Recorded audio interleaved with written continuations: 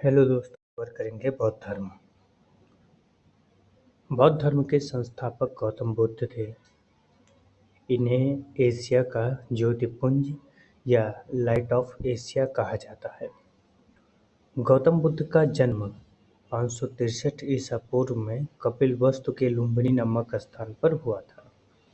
इनके पिता शुद्धोधन शाक्यगढ़ के मुखिया थे।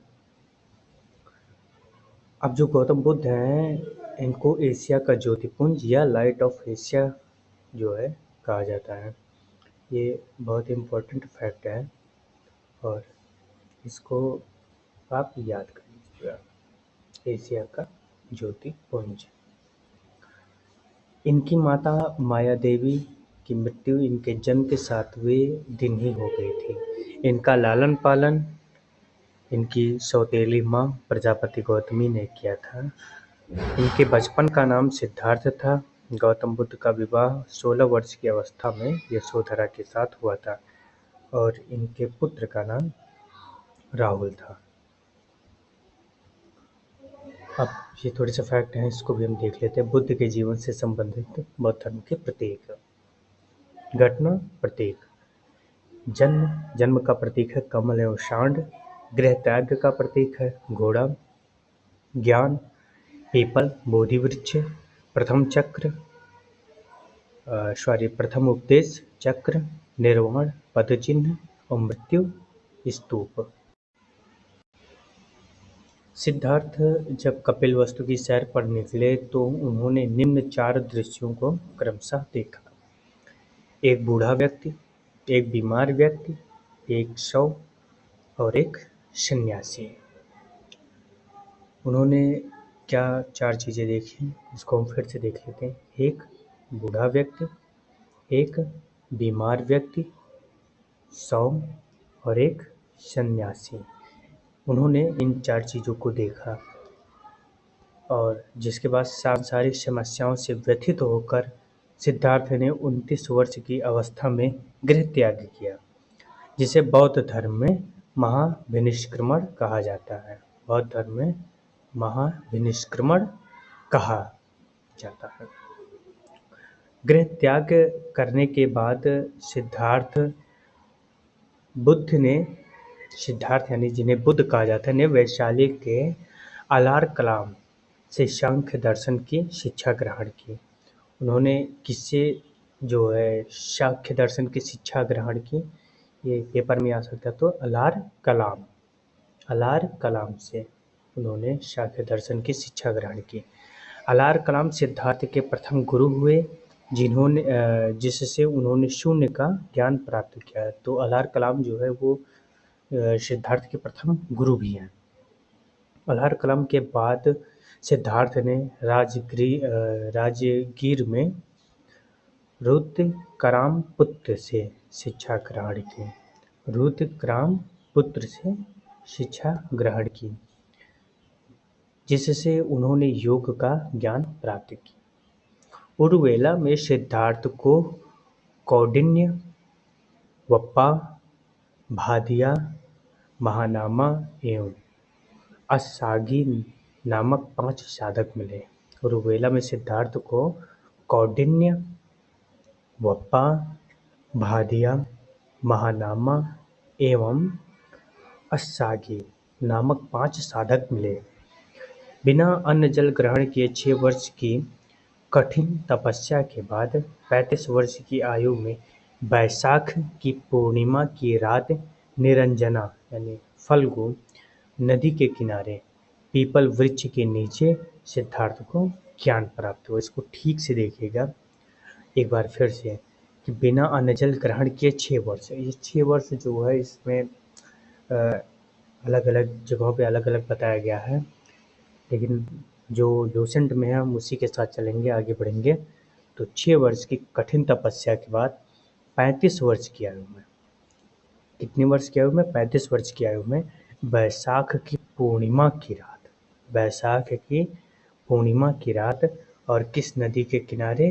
तो निरंजना नदी के किनारे पीपल वृक्ष के नीचे सिद्धार्थ को ज्ञान प्राप्त हुआ। बैसाख की पूर्णिमा की रात निरंजना नदी के किनारे पीपल वृक्ष के नीचे। ज्ञान की प्राप्ति के बाद सिद्धार्थ बुद्ध के नाम से जाने गए। वह स्थान बोध गया कहलाया। बुद्ध ने अपना प्रथम उपदेश सारनाथ ऋषिपत्तनम में दिया, जिसे बौद्ध ग्रंथों में धर्म चक्र प्रवर्तन कहा गया।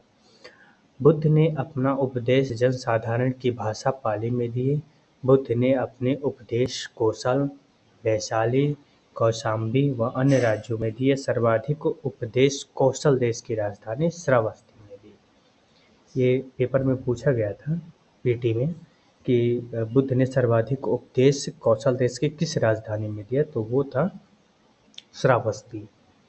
और कहाँ कहाँ बुद्ध ने अपना उपदेश दिया, तो वो है कौशल, वैशाली, कौशाम्बी और श्रावस्ती। इनके प्रमुख अनुयायी शासक थे बिंबिसार, प्रसेनजित, उदयन। इनके जो अनुयायी शासक थे वो थे बिंबिसार, प्रसेनजित, उदयन। फिर से एक बार देखते हैं, बिंबिसार, प्रसेनजित, उदयन। बुद्ध की मृत्यु 80 वर्ष की अवस्था में 483 ईसा पूर्व में कुशीनारा, आज का देवरिया उत्तर प्रदेश में चुंद द्वारा अर्पित भोज करने के बाद हो गए, जिसे बौद्ध धर्म में महापरिनिर्वाण कहा गया। कुशीनारा यानी आज का देवरिया उत्तर प्रदेश में चुंद द्वारा अर्पित भोजन करने के बाद हुए। मल्लों ने अत्यंत सम्मानपूर्वक बुद्ध का अंत्येष्टि संस्कार किया। मल्लों ने अत्यंत सम्मानपूर्वक बुद्ध का अंत्येष्टि संस्कार किया। एक अनुश्रुति के अनुसार बुद्ध के बाद बुद्ध के शरीर के अवशेषों को 8 भागों में बांटकर उन पर 8 स्तूपों का निर्माण कराया गया। बुद्ध के जन्म एवं मृत्यु की तिथि को चीनी परंपरा में कैंटोन अभिलेख के आधार पर निश्चित किया गया है। बुद्ध धर्म के बारे में हमें विशद ज्ञान त्रिपिटक, विनय पिटक, सूत्र पिटक, अभिधम्म पिटक से प्राप्त होता है। 3 पिटकों की भाषा पाली है। अब इसको एक बार और देखिए आप, क्योंकि जो ये त्रिपिटक है इनकी भाषा पाली है, ये पूछा जा सकता है पाली। और जो 3 पिटक हैं वो हैं विनय पिटक, सूत्र पिटक और अभिधम्म पिटक। थेरावाद मत की पाली त्रिपिटक सबसे पुराना। थेरावाद मत की पाली त्रिपिटक सबसे पुराना। सूत्र पिटक में बुद्ध के धार्मिक सिद्धांतों को संवाद के रूप में संकलित किया गया है। विनय पिटक में संघ के भिक्षु एवं भिक्षुणियों के लिए बनाए गए नियमों को संग्रह किया गया है। इसमें संघ के अनुशासन को तोड़ने पर किए जाने वाले प्रायश्चितों की सूची भी दी गई है। अभिधम्म पिटक में सूत्र पिटक में वर्णित सिद्धांतों के सुव्यवस्थित अनुशीलन के लिए आवश्यक सूचियों के सारांश तथा प्रश्नोत्तरियों का समावेश किया गया है। एक इम्पोर्टेंट फैक्ट है, हम इसको भी देखेंगे। पाली त्रिपिटकों की पहले शताब्दी ईसा पूर्व में श्रीलंका के शासक वत्तगामिनी की देखरेख में पहली बार लिपिबद्ध किया गया। तो श्रीलंका के शासक कौन थे? वत्तगामिनी। सूत्र पिटक के 5 निकाय हैं: दीर्घ, मध्यम, संयुक्त, अंगोत्तर, खुद्दक। बुद्ध के पूर्व जन्मों से जुड़ी जातक कथाएं खुद्दक निकाय की 15 पुस्तकों में से एक है। खुद्दक निकाय में धम्मपद यानी नैतिक उपदेशों का पदात्मक संकलन, थेरा गाथा, बौद्ध भिक्षुओं का गीत और थेरी गाथा, बौद्ध भिक्षुणियों का गीत है।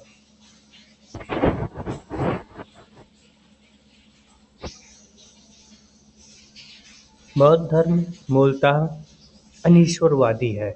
इसमें आत्मा की परिकल्पना भी नहीं है। बौद्ध धर्म में पुनर्जन्म की मान्यता है। तृष्णा को क्षीण हो जाने की अवस्था को ही बुद्ध ने निर्वाण कहा है। विश्व दुखों से भरा है का सिद्धांत बुद्ध ने उपनिषद से लिया है। बुद्ध के अनुयायी दो भागों में विभाजित थे। भिक्षुक बौद्ध धर्म के प्रचार के लिए जिन्होंने संन्यास ग्रहण किया है उन्हें भिक्षुक कहा गया। उपासक गृहस्थ जीवन व्यतीत करते हुए बुद्ध धर्म अपनाने वालों को उपासक कहा गया है। इम्पोर्टेंट फैक्ट है कि बौद्ध धर्म में वरिष्ठ साध्वी को थेरी के रूप में जाना जाता था। बौद्ध संघ में सम्मिलित होने के लिए न्यूनतम आयु सीमा 15 वर्ष थी। बौद्ध संघ में प्रविष्ट होने को उपसंपदा कहा जाता था। बौद्ध धर्म के त्रिरत्न हैं बुद्ध, धम्म, संघ। अब बौद्ध धर्म में जो त्रिरत्न है इसको भी पेपर में कई बार पूछा गया है, तो हम एक बार फिर देख लेते हैं। बुद्ध, धम्म, संघ। बौद्ध सभाएं, ये तो वेरी इंपॉर्टेंट है, ये तो बार बार पूछा गया है, एक बार नहीं बार बार। प्रथम बौद्ध संगीति 483 ईसा पूर्व, राजगृह महाकश्यप अध्यक्ष थे और शासन काल था अजातशत्रु का। प्रथम बौद्ध संगीति 483 ईसा पूर्व, स्थान राजगृह, अध्यक्ष महाकश्यप और शासनकाल अजातशत्रु। द्वितीय बौद्ध संगीति 383 ईसा पूर्व, स्थान वैशाली, अध्यक्ष शबाकामी, शासनकाल कालाशोक। तृतीय बौद्ध संगीति ईसा पूर्व 250 ईसा पूर्व, स्थान पाटलिपुत्र, अध्यक्ष मोगलीपुत्र तिस्य और शासनकाल था अशोक का। चतुर्थ बौद्ध संगीति 98 ईस्वी, स्थान कुंडलवन, अध्यक्ष वासुमित्र अश्वघोष और शासनकाल कनिष्क। तो अब आप इस तरह से भी याद कर सकते हैं कि आरबीपी के स्थान को हम आरबीपी के भी कर सकते हैं, जिससे कि ये मेरा तरीका है याद करने का कि जैसे प्रथम बौद्ध संगीति, राजगृह महाकश्यप अजातशत्रु, तो इसमें स्थान को अगर हम याद कर लेंगे क्रमबद्ध से तो इससे भी बहुत आसानी होती है। तो मेरे तो यही है, आरबी पी के, आर से राजगृह, वी से वैशाली, पी से पाटलिपुत्र और के से कुंडलवन। तो मेरा तरीका तो यही है, आप अपने तरीके से कि राजगृह, वैशाली, पाटलिपुत्र, कुंडलवन, अध्यक्ष महाकश्यप, राजगृह महाकश्यप अजातशत्रु, वैशाली सभाकामी कालाशोक, पाटलिपुत्र मोगलीपुत्र अशोक, कुंडलवन वसुमित्र कनिष्क।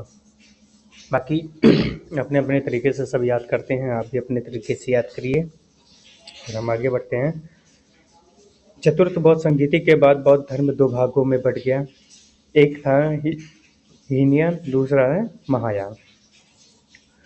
चौथी बौद्ध संगीति जो हुई थी 98 ईस्वी में, वो कुंडलवन वासुमित्र अश्वघोष कनिष्क के शासनकाल में।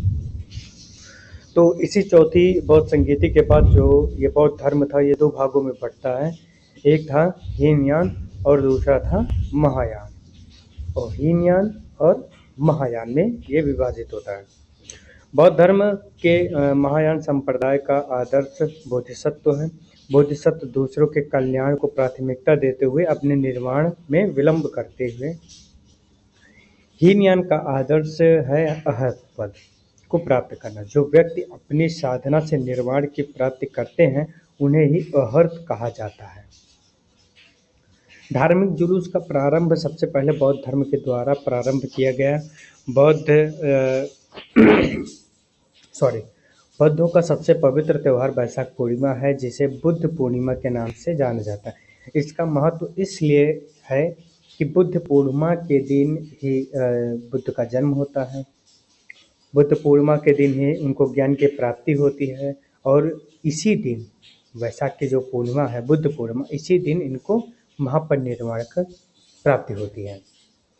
तो बुद्ध का जन्म, ज्ञान की प्राप्ति और महापरिनिर्वाण, ये सारा क्या होता है बुद्ध पूर्णिमा के दिन ही होता है, जो कि वैशाख की पूर्णिमा है। बुद्ध ने सांसारिक दुखों के संबंध में 4 आर्य सत्यों का उपदेश दिया है। ये 4 आर्य सत्य हैं: दुख, दुख समुदाय, दुख निरोध और दुख निरोधगामिनी प्रतिपदा। वो 4 हैं: दुख, दुख समुदाय, दुख निरोध, दुख निरोधगामिनी प्रतिपदा। इस सांसारिक दुखों से मुक्ति हेतु बुद्ध ने अष्टांगिक मार्ग की बात कही है। ये साधना है: सम्यक दृष्टि, सम्यक संकल्पना, सम्यक वाणी, सम्यक कर्मांत, सम्यक आजीव, सम्यक व्यायाम, सम्यक स्मृति, सम्यक समाधि। अष्टांगिक मार्ग: सम्यक दृष्टि, सम्यक संकल्प, सम्यक वाणी, सम्यक कर्मांत, सम्यक आजीव, सम्यक व्यायाम, सम्यक स्मृति और सम्यक समाधि। बुद्ध के अनुसार अष्टांगिक मार्गों के पालन करने के उपरांत मनुष्य की भव तृष्णा नष्ट हो जाती है और उसे निर्वाण प्राप्ति हो जाता है। निर्वाण बुद्ध धर्म का परम लक्ष्य है, जिसका अर्थ है दीपक का बुझ जाना। परम लक्ष्य क्या है बौद्ध धर्म में? दीपक का बुझ जाना, अर्थात जीवन मरण चक्र से मुक्त हो जाना। बुद्ध ने निर्वाण प्राप्ति को सरल बनाने के लिए निम्न 10 शीलों पर बल दिया है: अहिंसा, सत्य, आस्तेय, अपरिग्रह, मद्य सेवन न करना, असमय भोजन न करना, सुखप्रद बिस्तर पर नहीं सोना, धन संचय न करना, स्त्रियों से दूर रहना और नृत्य गान आदि से दूर रहना। बुद्ध ने जो 10 शीलों पर बल दिया है वो हैं अहिंसा, सत्य, आस्तेय, आस्तेय का मतलब होता है चोरी ना करना, अपरिग्रह, अपरिग्रह यानी किसी प्रकार की संपत्ति न रखना, मद्य सेवन न करना, असमय भोजन, सुखप्रद बिस्तर पर नहीं सोना, धन संचय न करना, स्त्रियों से दूर रहना और नृत्य गान आदि से दूर रहना। लेकिन जो गृहस्थ हैं इनके लिए 5 शीलों पर ही बल दिया गया है, या इन 5 शीलों को मानना अनिवार्य किया है जो शुरुआत के हैं। केवल प्रथम 5 शीलों जो है वो गृहस्थों के लिए है, बाकी जो 10 शील हैं वो अनिवार्य हैं भिक्षुओं के लिए। बुद्ध ने मध्यम मार्ग यानी मध्यम प्रतिपदा का उपदेश दिया है। बुद्ध ने अपने ज़्यादातर चीज़ों यानी जो भी वो उन्होंने उपदेश दिया है, उन्होंने मध्यम मार्ग को ही माना है। अनिश्वरवाद के संबंध में बौद्ध धर्म एवं जैन धर्म में समानता है। जातक कथाएं प्रदर्शित करती हैं कि बोधिसत्व का अवतार मनुष्य रूप में भी हो सकता है तथा पशुओं के रूप में भी।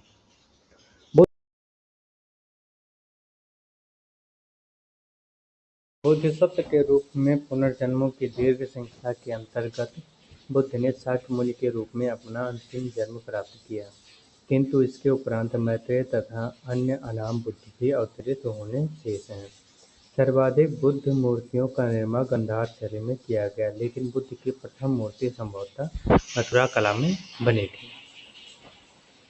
बोधि वृक्ष के नीचे सर्वप्रथम जो देवालय बना था उसका निर्माता सम्राट अशोक था।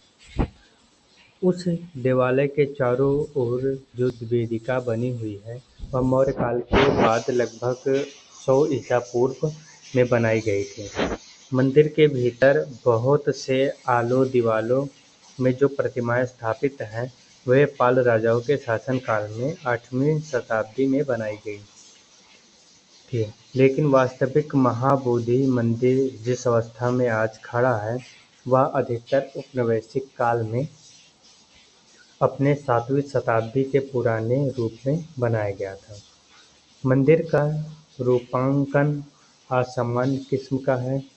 ना तो इसे पूरी तरह द्रविड़ और ना ही नागर शैली का मंदिर कहा जा सकता। यह नागर मंदिर की तरह संकरा है, लेकिन द्रविड़ मंदिर की तरह बिना मोड़ सीधे ऊपर की ओर उठा हुआ है। तिब्बत, भूटान एवं पड़ोसी देशों में बौद्ध धर्म का प्रचार पद्मसंभव गुरु रिनपाच ने किया। इसका संबंध बौद्ध धर्म वज्रयान शाखा से था। इनकी 123 फीट ऊंची मूर्ति हिमालय के रेवालसर झील में है।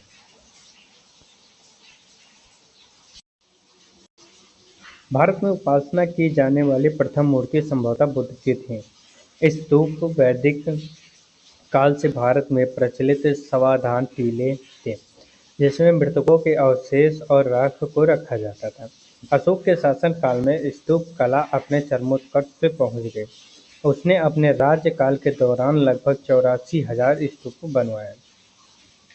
भारत के महत्वपूर्ण बौद्ध मठ, मठ स्थान और राज्य, केंद्र शासित प्रदेश: टाबू मठ, टाबो गांव, स्पीति घाटी, हिमाचल प्रदेश में। नामग्याल मठ, धर्मशाल, हिमाचल प्रदेश। हेमिस मठ, लद्दाख, लद्दाख। ठिकसे मठ, लद्दाख, लद्दाख। सासुर मठ, लाहुल स्थित, स्पीति, हिमाचल प्रदेश। मिड्रिंग मठ, देहरादून, उत्तराखंड।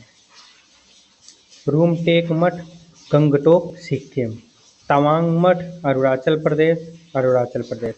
नाम ड्रालिंग मठ, मैसूर, कर्नाटक। बोधिमठा मठ, बोधगया, बिहार।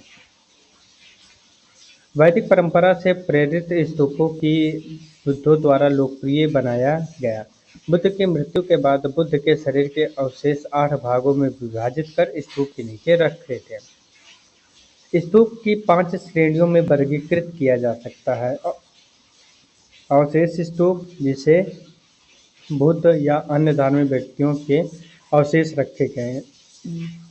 सांची का स्तूप उदाहरण है। वस्तु स्तूप, जिसमें बुद्ध या उनके शिष्यों से संबंधित वस्तुएं रखी गई हैं, जैसे वैशाली का स्तूप। स्मारक स्तूप, जो बुद्ध और उनके शिष्यों के जीवन की घटनाओं को याद करने के लिए बनाए गए थे, जैसे श्रीलंका का अनुराधापुर स्तूप। प्रतीकात्मक स्तूप, जो बुद्ध के धर्मशास्त्र के विभिन्न पहलुओं के प्रतीक के लिए बनाए गए हैं, जैसे लेह स्तूप। मन्नत स्तूप, जो यात्राओं के उपलक्ष्य या आध्यात्मिक लाभ को प्राप्त करने के लिए बनाए गए। अशोक द्वारा बनाए गए स्तूपों में सर्वाधिक प्रसिद्ध मध्य प्रदेश का सांची स्तूप है। उत्तर प्रदेश में पिपरहवा का स्तूप सबसे प्राचीनतम स्तूप है। स्तूप आमतौर पर अवशेषों का निक्षेपागार होता था। बुद्ध परंपरा में स्तूप एक संकल्प अर्पित या स्मारक संरचना होती थी। इम्पोर्टेंट फैक्ट है, एक भजा गुफाएं ईसा पूर्व 2री शताब्दी के दौरान निर्मित 22 चट्टानों को काटकर बनाई गई गुफाओं का एक समूह है। यह महाराष्ट्र के लोनावाला के पास पुणे जिले में स्थित है। यह हीनयान बौद्ध संप्रदाय से संबंधित है। गुफा में कई स्तूप हैं। बंगाल क्षेत्र में पाल राजवंश के शासनकाल के दौरान बौद्ध धर्म की वज्रयान शाखा के विकास प्रभाव से बौद्ध देवियों की मूर्ति पूजा की जाने लगी थी। इसके अंतर्गत तारा देवी की मूर्तियां अत्यंत लोकप्रिय हुई। इन मूर्तियों में तारा को एक सिंहासन पर विराजमान दिखाया गया है। इसके साथ एक टेढ़ी कमलनाग उगी हुई दिखाई गई है और उसका दाहिना हाथ अभय मुद्रा में उठा हुआ दिखाया गया है। इम्पोर्टेंट फैक्ट है, एक बोधिसत्व पद्मपाणि की पेंटिंग 5वीं शताब्दी के उत्तरार्ध के अजंता मठ की गुफा 1 में देखी जा सकती है। अजंता की ये गुफा वर्तमान औरंगाबाद, महाराष्ट्र में स्थित है। यहाँ की गुफाएं सभी तीनों रूपों वास्तुकला, मूर्तिकला और चित्रकला से संबंधित है। यहाँ बड़े चैत्य विहार हैं, जिन्हें मूर्तियों और चित्रों से सजाया गया है। तो आज के लिए तो बस इतना ही। कल हम लोग पढ़ेंगे जो है शैव धर्म। कल हम लोग दो ख़त्म करेंगे, शैव धर्म और वैष्णव धर्म। इसको ख़त्म करने के बाद फिर हम आगे बढ़ेंगे। तो आज के लिए बस इतना ही। धन्यवाद दोस्तों।